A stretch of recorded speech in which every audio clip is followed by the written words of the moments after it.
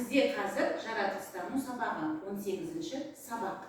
Сабағымызды бастамастан бұрын топтарға бөлініп алсақ деймін. Тақтаның алдына шығып бір қатарға тұрамыз. Алдарында мына қима қағаздарда топтарға бөлінген топтардың аттары жазылған. Кімге қай қағаз түседі, сол топқа отырады. Жүрек тобы бірінші столға отырады.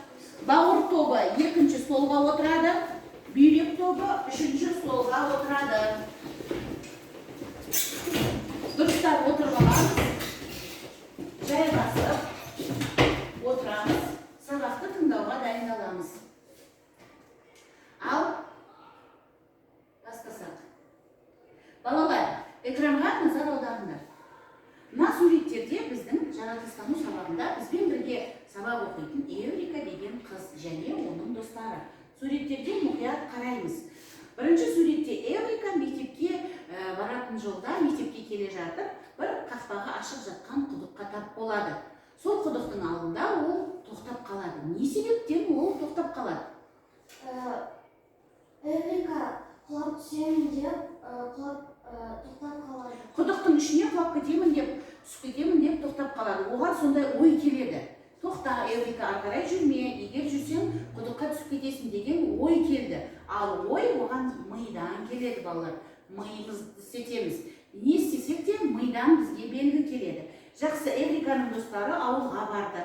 Ауылда олар қазға және балапандарына кез болады.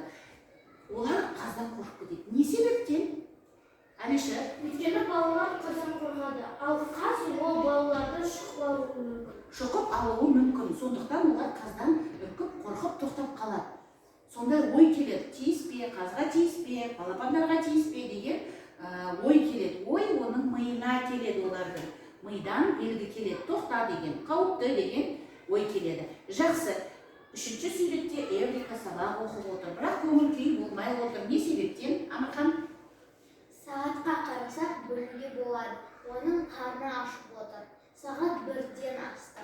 Оның қарны қатты ашты. Қарны ашқан кезде біздің ағзамыз нені сезінеді? Әлішер? Біздің асқазанымыз шырылдайды. Шырылдай бастайды, иә?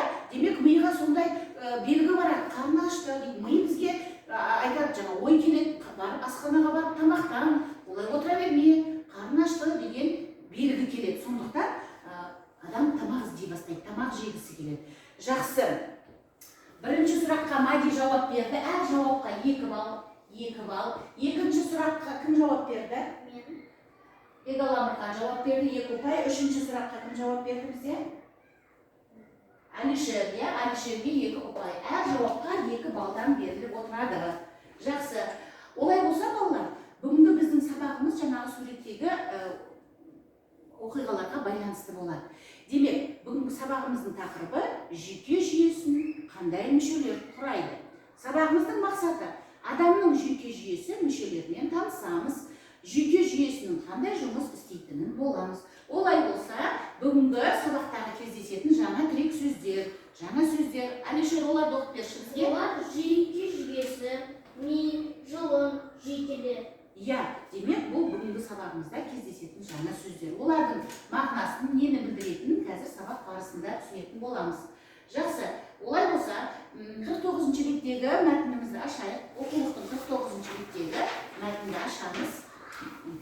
Мен бұл мәтінді 3 бөлікке бөлдім. Бірінші бөлікті жүрек тобы оқиды, талдайды, тақтаға шығып бізге түсіндіреді, біз оларға сұрақ қоямыз.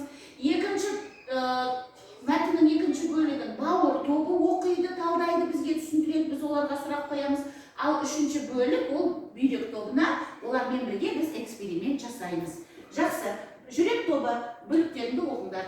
Жүйке жүйесі ми, жұлын және жүйкелер құрайды. Ми бас сүйегінде, жұлын омыртқаның өзегінде орналасады.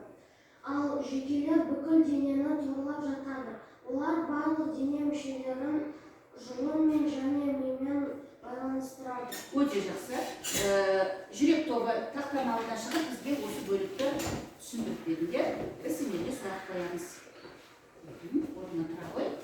Ал мәтінді оқыдық, мәтіннен не түсіндік? Соны қазір анықтаймыз, сұрақ қоямыз. Ең бірінші сұрақты Амырхан қолын келе ме?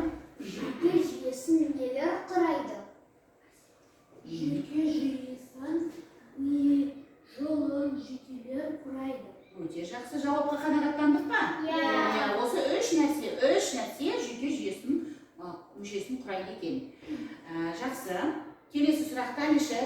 Ми мен жұлын қай жерде орналасады? Ми бас сүйегінде, ал жұлын омыртқаның өзегінде орналасады. Иә, балалар өте түсінікті. Ми баста, жұлын омыртқаның өзегінде екен. Өте жақсы. Тағы да сұрақтар бар ма? Лейла.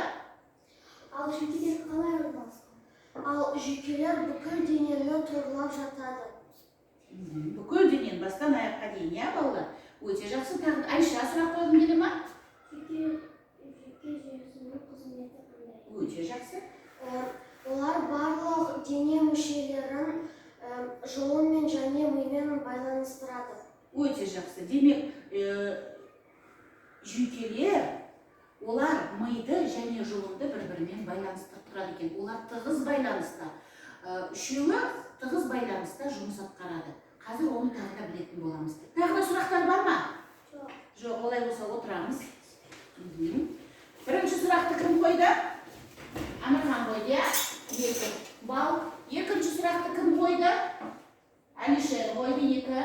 Үшінші сұрақты кім қойды? Лейла. 2 ұпай. Айша сұрақ қойды, Айшаға да 2 ұпай қоямыз. Олар сұрақ қойды. Ал жауап берген Мади, неше сұраққа жауап бердің? 3 сұраққа, демек саған 3 балл қойылады. Даниял 1 сұраққа жауап берді, Даниялға 1 балл қойылады. Жоқ, мына жерде 6 балл. 6 балл, мына жерде 2 балл екен. Балалар, кешіресіңдер, мен қателестім. Мадиде 2 балл және 6 балл. Осы балдардың қосындысын сабақтың соңында қорытындылаймыз. Жақсы, олай болса, екінші бөлікті оқимыз. Мәтіннің екінші бөлігіне қараймыз. Бауыр тобы оқып шықты. Адамның жүйке жүйесі ағзаның барлық мүшелерінің қызметі реттейді және олардың бір-бірімен үйлесімді жұмыс істеуін басқарады. Жүректің соғуы, аяқ-қол сүйектерінің қозғалысқа келуі, астың қорытылуы, тыныс алу сияқты әрекеттердің барлығы жүйке жүйесінің қатысуымен жүреді. Жақсы. Тақтаға шығып бізге түсіндіріңдер, біз сіздерге сұрақ қоямыз. Мәтінді талдайық, орындатамыз тез-тез.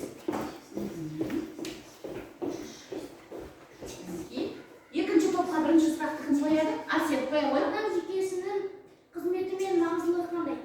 Адамның жүйке жүйесінің қызметі өте маңызды. Өйткені адамның жүйке жүйесі ол бүкіл бүкіл мүшелерге ағзалардың қызмет реттейді. Және олардың бір-бірімен үйлесімді жұмыс істеуін басқарады. Өте жақсы. Келесі сұрақты кім қояды? Кім қойғысы келеді? Дилан. Дилан, сұрақ қоясың ба? Сұрақ қой. Адамның жүрегі нені қатысуымен соғады. Адамның жүрегі... Мінеке, жүрек қараңдар балалар. Адамның жүрегі, ол соғады. Ненің қатысуымен соғады екен? Адамның жүрегі жүйке жүйесімен қатысуымен соғады. Жақсы. Келесі сұрақты кім қояды? Амирхан қоя қой. Адамның денесінің қозғалысқа келуі ненің қатысуымен жүреді? Келуі. Екі аяқпен екі қолды көрсет. Ненің қатысуымен келеді? Ненің қатысуымен жүреді? Қатысуымен жүреді екен, иә? Жақсы. Тағы да сұрақ бар ма? Амирхан. Ас қорытуы мен тыныс алу ненің қатысуымен жүреді? Ас қорыту және тыныс алу ол да жүйке жүйесінің қатысуымен жүреді. Ол да жүйке жүйесінің қатысуымен жүреді. Балалар, біздің ағзамызда қандай үдерістер жүреді? Барлық ағзалардың жұмысы осы жүйке жүйесімен байланысты болады екен. Жақсы, отырыңдар. Ал бірінші сұрақты Арсен қойды. Арсенге 2 балл. Екінші сұрақты Дилан қойды. Диланға 2 балл. Үшінші сұрақты Амирхан қойды. 2 балл. Төртінші сұрақты Бегал Амирхан қойды. Оған 2 балл. Кім? Алишер неше сұраққа жауап бердің? Бір. Бір сұраққа. Алишерге 2 ұпай. Лейла неше сұраққа жауап бердің? 2. Ол деген 4 балл деген.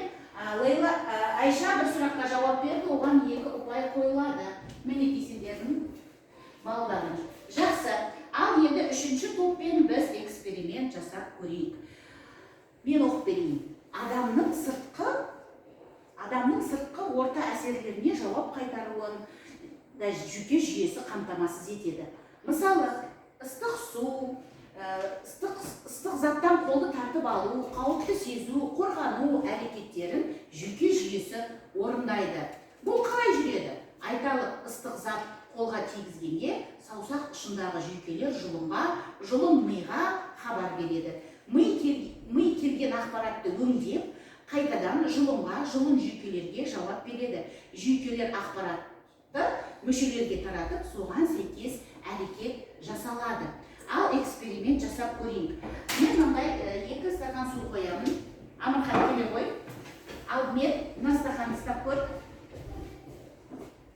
Сесің бар? Екінші стаканды ұстап көр. Не болды? Қолым Күйіп қалды ма? күйіп қалды. Ол ыстық екенін қайдан білдің? Менің саусақтарым ұшындағы сезді. Саусақтарының ұшы сезіпті. Балалар, адамның қолындағы саусақтарының ұшында да жүйкелер болады. Жүйкелер ыстықты сезген соң, олар жұлынға белгі береді. Балалар, жұлын, бағана айттық, омыртқаның өзегінде орналасқан. Жүйкелер жұлынға белгі берді, ал жұлын миға белгі берді. Сосын дер кезінде бір секундта ми жұлынға қайтадан сигнал береді. Қолыңды тарт деген. Сонымен қолды тартып алады. Жақсы. Келесі эксперимент. Даниял, келе ғой. Маған қарап тұр. Не болды? Қорқып кеттің, я? Сен қорқынышты қалай сездің? Ол жайбарақат тұрған еді. Мен қол шапалақ соққанда ол қорқып шошып кетті. Демек, осы қол шапалақ оның жұлынына барды. Жұлыннан миға барды. Ми дер кезінде кері байланыс беріп, жұлынға белгі берді, өзіңді тарт деген. Сонымен Даниял өзін артқа қарай тартып қалды. Жақсы. Менде мындай телефонның жарығы бар. Ал осымен эксперимент жасап көрейік. Амырхан, Арсен маған қара. Неге көзіңді жаптың? Менің көзіме қатты жарық түсіп, ол сигнал біз миға берді. Балалар, адамның көздерінде де жүйкелер болады. Ол өте қатты жарыққа, ол жүйкелер жұмыс істей бастайды. Сенің көзіңдегі жүйкелер сенің жұлыныңа белгі берді. Жұлын миыңа белгі берді. Ми секундтың ішінде қайтадан жұлынға белгі берді, көзіңді жұм деген. Сондықтан, ал жұлын көздегі жүйкелерге белгі берді. Сондықтан ол көзін жұмды. Мінекей балалар, жұлын, жүйкелер және ми тығыз байланыста жұмыс жасайды екен. Өте жақсы. Біздің уақытымыз әлі жетеді. Ал енді демек, жүйкелер бүкіл адамның іс-әрекетіне не жауап береді екен? Жүйке жүйесі. Адам баласы не істейді? Қандай іс-әрекет істесе де, барлығы жүйкелердің арқасында, мидың арқасында. Біз не істесек те, мимен ойланып істейміз. Орныңнан тұр, орныңа отыр, бар, кел, жат, оқы, ойна, күл, биле, осы іс-әрекеттердің барлығы миға ой келеді, мидан жұлынға түседі, жұлын біздің ағзамызға, жаңағы түрлі ағзаларға белгі береді, сол әрекеттерді біз соған жараса жасайтын боламыз. Балалар, ал айтыңдаршы, жануарларда жүйке жүйесі болады ма? Мади? Жануарларда жүйке жүйесі болады. Бәріміз солай ойлаймыз ба? Адамызда жүйке жүйесі жоқ деп ойлайтындар да бар шығар. Көрейік, мынау ит. Қараңдар, ит. Мына иттің басында не көріп тұрсыңдар? Бас жағында ми. Иттің де миы болады. Мидан не кеткен, омыртқаның өзегінде не кеткен? Омыртқаның өзегінде Жұлын кеткен. Және бүкіл денеміз мүшесінде, бүкіл денесінде не тараған? Жүйкелер. Демек жануарларда жүйке жүйе болады екен. Жақсы. Мынау не? Жылқы. Жылқының бас сүйегінің ішінде не бар? Миы бар. Жылқының омыртқасының өзегінде не бар? Жұлын бар. Және мына көріп тұрсыңдар ма, аяқтарына не кеткен? Жүйкелер. Демек жылқының да бүкіл денесіне жүйкелер тараған. Жақсы балалар. Ал бүгінгі сабағымыз түсінікті болды ғой, иә? Егер сабақ өте қызықты болған болса, қызыл алманы таңдаймыз. Егер сабақ ұнады, бірақ әлі аздап түсінген жоқпын, қателер болды десеңдер, сары алманы, сабақ ұнамады, маған түсініксіз болды десеңдер, алманы таңдаймыз. Так, Амырхан, Арсен, айта бер. Мен қызыл алманы таңдаймын. Мен қызыл алманы таңдаймын.